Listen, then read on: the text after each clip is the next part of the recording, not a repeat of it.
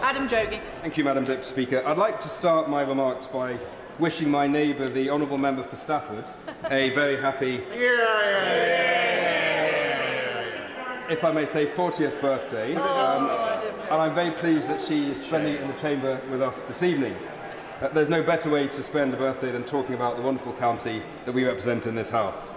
Madam Deputy Speaker, Newcastle-under-Lyme is home to many excellent places of learning, and with higher education in mind, none more so than Keele University.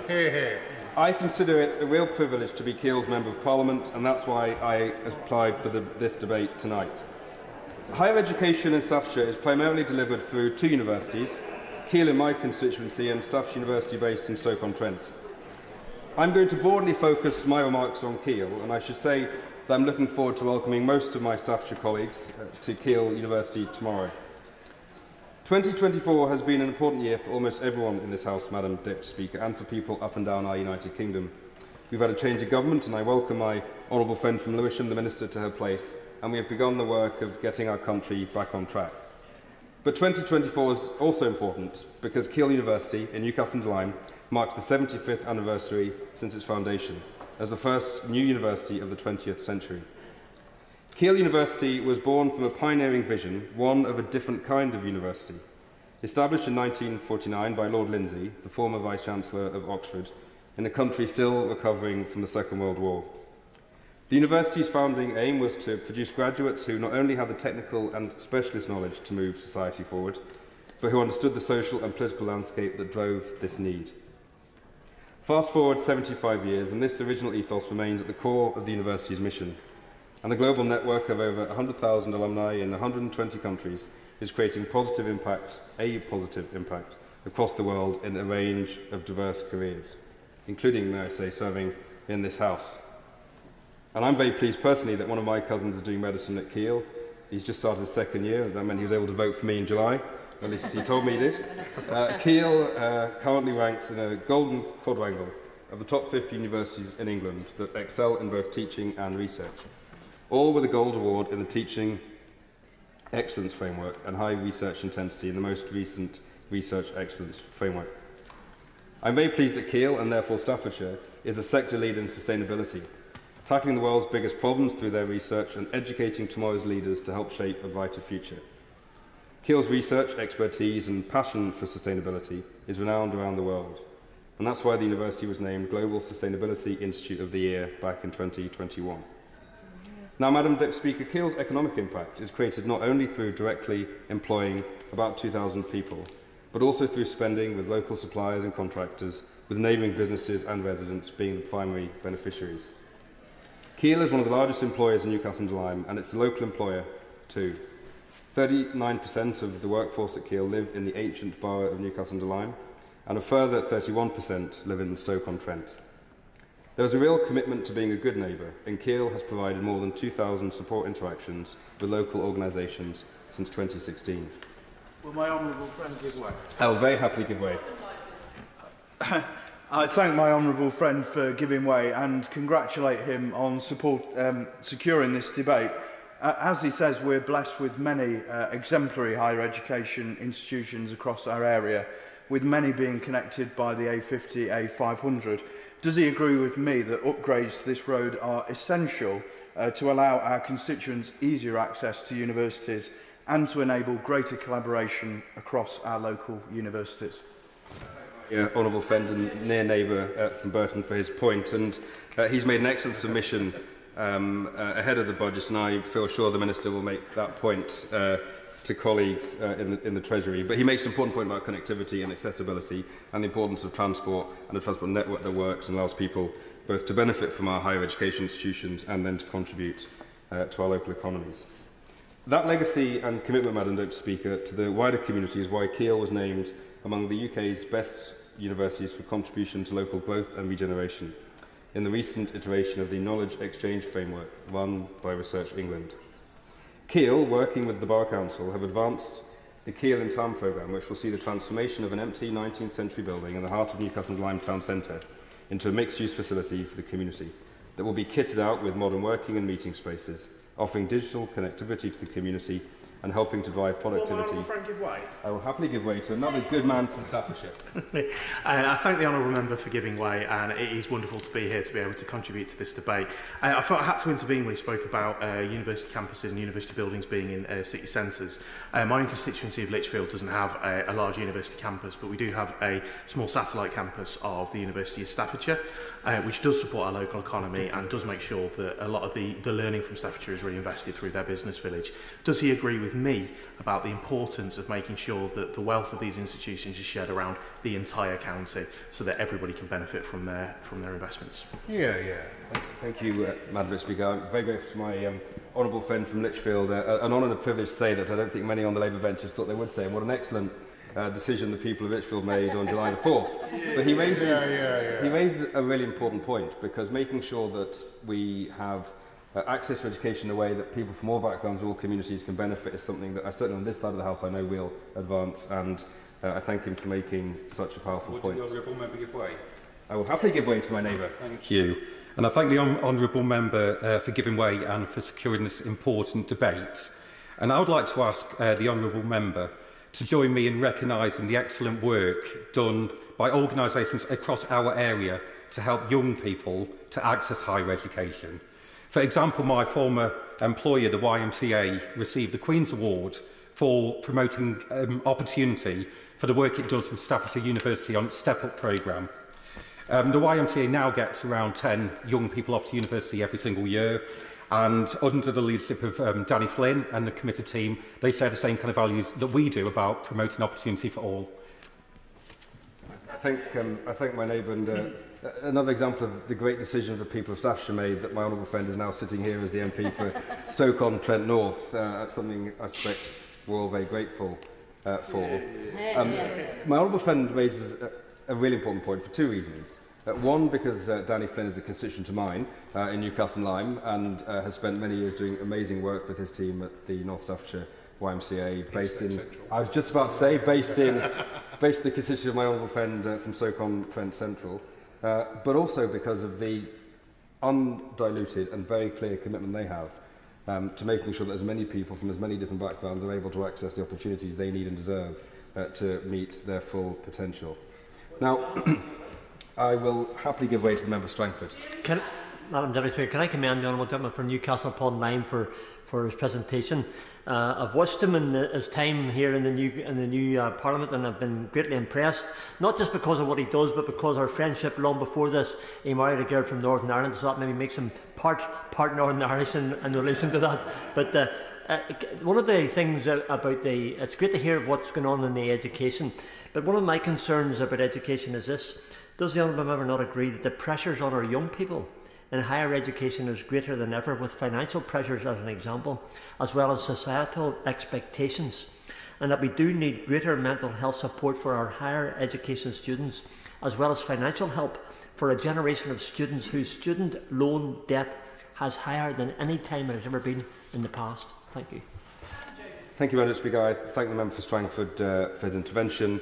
It wouldn't, of course, be an adjournment debate without it. But he raises a really important point that I will come to later in my remarks. But it's not just financial, it's the mental health impact of the pressures young people face. It's the inability to secure affordable, accessible, safe places to live. And it's also trying to keep a job down and study at the same time, pushed and caused by some of the financial pressures the Honourable Member has just referred to, and I thank him very much for his kind comments. I'm not sure if that's better for his street cred or mine, but I'd take I'd take the compliment.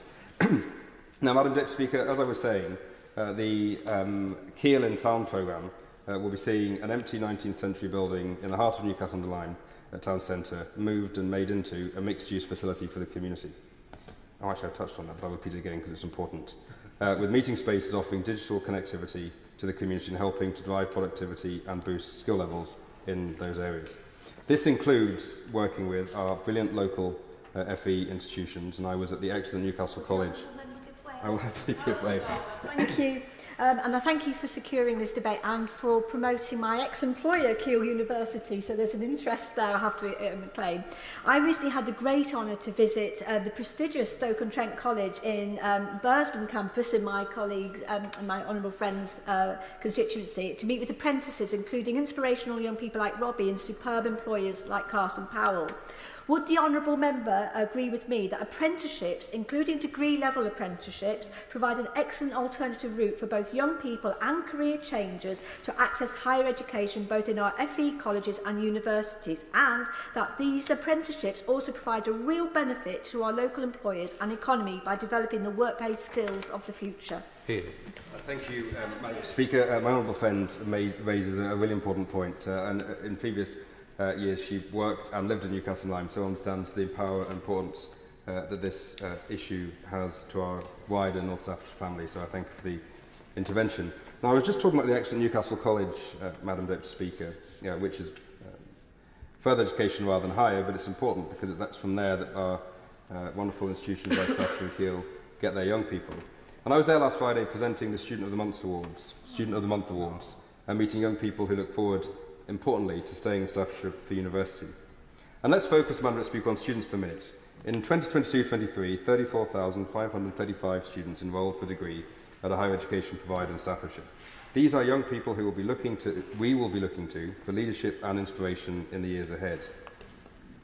Following our departure from the European Union, the proportion of EU students in Staffordshire has decreased, while the proportion of overseas students has more than tripled from 2.3% to 7.8%. And that speaks to the challenges facing the sector, not just in Staffordshire, but right across Great Britain. Will the honourable gentleman give way? I'll happily give way. Thank you very much for giving way. As the honourable gentleman has made clear, the higher education sector is incredibly important to the skills and education landscape of Staffordshire. Sadly, Stafford itself lost its university campus a few years ago, although there is one just over the border. But the thing it also does is provides opportunities for research development and sector-leading expertise. However, there are considerable issues in this space to which the honourable gentleman has just alluded to. Only this week I've been on the phone to a constituent, a Unison member who works at the University of Staffordshire. They told me they are currently experiencing their third restructure in only 3 years. Yep. Does he agree with me that working in such an insecure environment provides little benefit to the staff and the students? Thank you, Madam Speaker. I thank my neighbour, the member for Stafford, for such an important point. Stability, certainty and structure is something we all want in our lives. I expect that's why our party received such a mandate from the people. But in a serious point, making sure that our higher education institutions have that stability and focus will benefit all of us. Now, in Staffordshire, Madam Speaker, students of black African ethnicity had the highest progression rate to higher education, with 81.8%. Progression rates for students eligible for free school meals have increased in Staffordshire over the last 10 years, from 13.3 to 19.3 10 years later. In 21-22, students with special educational needs in Staffordshire were also much less likely to progress to higher education than those with no identified special educational needs. And both those figures were lower than the national average, and in my view speak to the need to get a grip of SEND provision in Staffordshire and across England. The system is broken and it's leaving our young people and their families behind. During the election, Madam Deputy Speaker, I met many of the young people who study at Keele. I mentioned Molly, Martha, Ollie, Bailey, just a few of the young people who had the wisdom to both study at Keele and help on my campaign. But from all my visits and meetings with the students, it was clear just how much they've made a home in North Staffordshire, and that's something we all want to hold on to. Will you give way on that? I will happily give way. And this is the last intervention, I think. Thank you, Madam Deputy Speaker. I find myself somewhat conflicted as a graduate of the wonderful university that is Keele, but also representing their rival in the local varsity at the University of Staffordshire. My honourable friend's point about young people going to North Staffordshire, going to university, making their home is absolutely right. I am a testament to that. But would he agree with me that one of the things that we now have to do collectively as a group of MPs representing that part of the world is make sure those high-value, good quality jobs are then brought to the area so that the graduates that we have can stay in North Staffordshire after they graduate and make a life and a family there?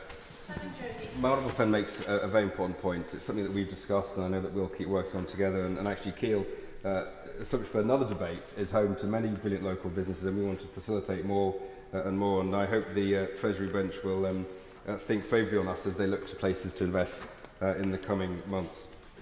Now, Madam Speaker, at Keele, the total number of higher education staff is about 2,000 people. And like all our public services, we rely on brilliant public sector workers, and I want to pay tribute to all the wonderful people who educate, inspire and support the leaders, vets, doctors of tomorrow. I'd also like to acknowledge my constituents, and it's always dangerous to start naming people, but I just want to say a couple of things. I can see the eyes, Madam Deputy, so I shall be brief. My constituent Rosie Monkman, Professor Peter Lawrence, Ant Sutcliffe, who's also Chair of Governors at St Luke's Primary School in Silverdale, Dr Robert Jackson, who after almost 40 years working at Keele has just retired. That's a good stint and certainly demonstrates more career stability than most of us will have in this House. But I know that our thanks go to all those who work at Keele and Staffordshire University too, and through Professor Trevor Macmillan, the Vice-Chancellor at Keele, and Professor Martin Jones, the Vice-Chancellor at Staffordshire, I want to extend our real and meaningful gratitude to all of them for the work they do. Now, Madam Deputy Speaker, the future of our country is in many ways dependent on the future of our universities. And whilst I don't expect the Minister to second-guess the Chancellor ahead of the budget, I do want to say on the floor of the House that we must give serious consideration and thought to our universities as final decisions are made on the budget. The current situation sees universities launching voluntary redundancy schemes, we've heard that from the member for Stafford, and carry out constant restructures as they seek to balance the books. It's also our young people, as the member for Strangford has noted. The household income level at which a student qualifies for the maximum level of support has remained unchanged in cash terms since 2008. This means it has had a fall in real terms of about 39%, making students from lower household income levels less likely to be eligible for the full loan and more likely to be pushed to the brink. When those of us in this place were students, some longer ago than others, most people were able to scrape by, but now our young people are being forced to rely on food banks or worse, go hungry if the bank of mum and dad is not an option. And it should never be an option, in my view. Our country should work properly, fairly and decently. Madam Speaker, I congratulate Keele University on their 75 years of groundbreaking research of thought, ideas and change. It's an important milestone and one that I didn't want to pass the House by. Madam Speaker, higher education in Staffordshire, thanks to the staff, the communities around them, and most importantly our young people, is in good shape. But it can and should be made much better. And that's where this new Labour government must come in, and it will have my full support in doing so. Yeah. To respond, I call the Minister, Janet Davey. Thank you, Madam Deputy Speaker. I congratulate the Honourable Member for Newcastle-under-Lyme on securing a debate on the valuable contribution of the higher education sector in Staffordshire. This is pertinent given that this year Keele University, as we've already heard, as the first new university of the 20th century, celebrates its 75th anniversary. And I'd also like to make comments on the many honourable friends and the honourable member that have made a significant contribution in their interventions, and that's the honourable member, honourable friend for Lynchfield, Stoke-on-Trent North, Burton and Oxler, Strangford, Stoke-on-Trent South, Stafford and Stoke-on-Trent Central. I appreciate all of those contributions, and I will be addressing many of them in my speech. It is right that we celebrate the success of our higher education sector and the value it brings, not only to our economy, but the valuable skills it brings to the people who choose to study at our universities and colleges, as well as the people who choose to work in the sector and the people within the regions they serve. Our universities are autonomous, vibrant and independent. We value this, as does the sector. This government is committed to ensuring a sustainable funding model that supports high-value provision, therefore powering opportunity and growth and meeting the skill needs of the country. Staffordshire is home to some of the most dynamic and innovative universities in the UK. Which I'm sure my honourable friends agree. Each contributing significantly to the academic and social fabric of the community. They've also played a pivotal role in shaping the future of countless students. Staffordshire University and Keele University foster environments where creativity and critical thinking thrive, preparing students to tackle the challenges of tomorrow. This is due to the dedication of the universities, their staff, in maintaining high academic standards and nurturing a culture of continuous improvement. These universities play pivotal roles in driving local economic growth and innovation. Through strategic partnerships and initiatives like Stoke-on-Trent and Staffordshire, these institutions collaborate closely with local industries, fostering advancements in medical technology, healthcare and digital sectors. These partnerships not only offer valuable learning experiences for their students, but have also contributed significantly to the prosperity of this area.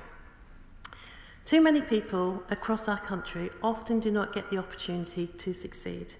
We will act to address this. We will support the aspiration of everybody who wants to attend higher education.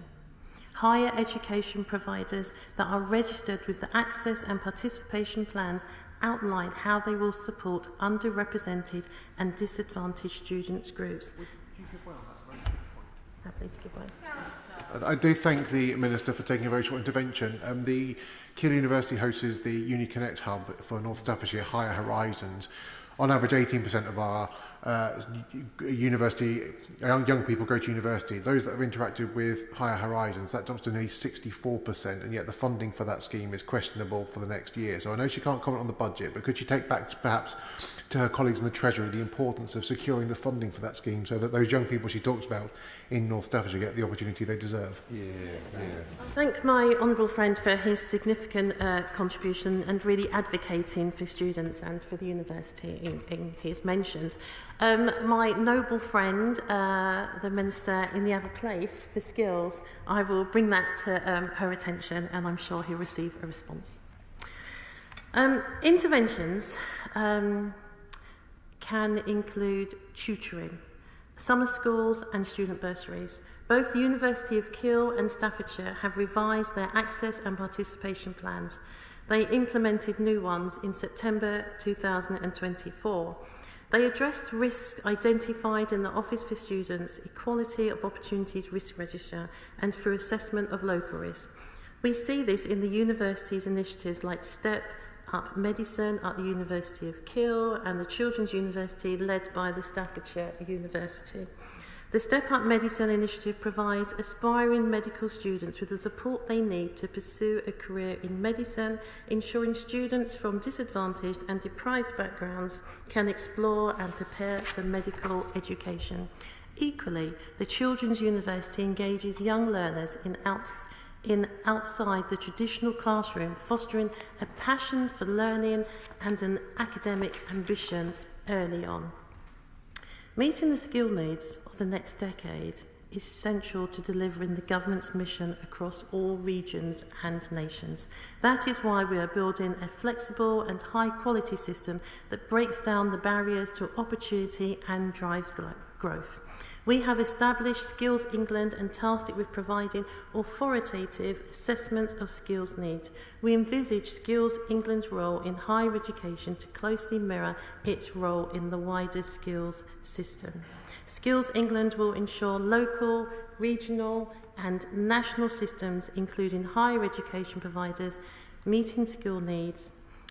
It will work with these providers and other partners to ensure it is aligned with our industrial strategy. All of this will be backed by a new post-16 skills and education strategy which will set out a coherent vision for the skills system. We will support adults and young people, ensuring they have access to valuable work experience, giving them access to opportunity through our youth guarantee and supporting their ambitions to access higher education. This government is transforming the apprenticeship levy into a new growth and skills levy. This will offer greater flexibility to employers and learners. It will help more people develop high skills at work and fueling innovation in businesses across the country. As a key step, the Prime Minister announced shorter duration apprenticeships and new foundation apprenticeships for young people in areas such as construction, green skills and digital. These will support our driving mission to break down the barriers to opportunity and to help to get young people to achieve. That is why I'm delighted to see the work of Keele University and the University of Staffordshire delivering degree apprenticeships. Keele University collaborates with a diverse range of employers, including the NHS and Unilever, and has been recognised as outstanding by Ofsted for their climate change skills boot camps. Meanwhile, the University of Staffordshire, with its state-of-the-art 40 million Catalyst building, supports over 2,000 apprenticeships, partnering with over 150 employers, including police forces and the NHS. Both universities are receiving significant funding from the OA Office for Students Degree Apprenticeship Development Fund. This will help them to do even more to improve access. Skills England will work closely with employers and training providers, unions and other key partners to identify priority skills gaps, helping to ensure that levy-funded training, including degree apprenticeships, deliver value for money, meet the needs of businesses and drive economic growth. With regards to mental health and well-being that has been mentioned, it's extremely important. The Office for Students are providing £15 million funding for mental health support this year. Many higher education providers, including the University of Staffordshire and Keele Universities, have demonstrated their commitment to student mental health by joining the university's Mental Health Charter programme. But we need to go further, and that is why the Higher Education Student Support Champion, Edward Peck, is working closely with students, parents and mental health experts and the sector through the Higher Education Mental Health Implementation Task Force to drive meaningful change in mental health practice and improve the lives of students. We must do all we can to support our students and to prevent tragedies. Both Keele University and Staffordshire University maintain robust partnerships with local industries. For instance, Keele's Science and Innovation Park is home to numerous businesses and promotes collaboration between academia and industry. This synergy not only stimulates the local economy but also offers students valuable work experience. The value that these collaborations provide to regional economies cannot be understated, and it is something that we would encourage all universities to pursue. We should not forget the valuable contribution of further education providers such as Burton and South Derbyshire College. These institutions play a crucial role in ensuring that every person who meets the requirements and wishes to pursue higher education can do so. And finally, I'd like to thank again all of the honourable members, honourable member and honourable friends that have contributed to this debate, and again the honourable member for raising and securing this debate, which I hope, as I've explained, addresses the issues that have been raised, but also celebrates the success of higher education in Staffordshire and shines a light indeed on the sector, this sector throughout our country. The question is that the House do now adjourn. As many as that opinion say aye. Aye. The ayes have it. Order, order.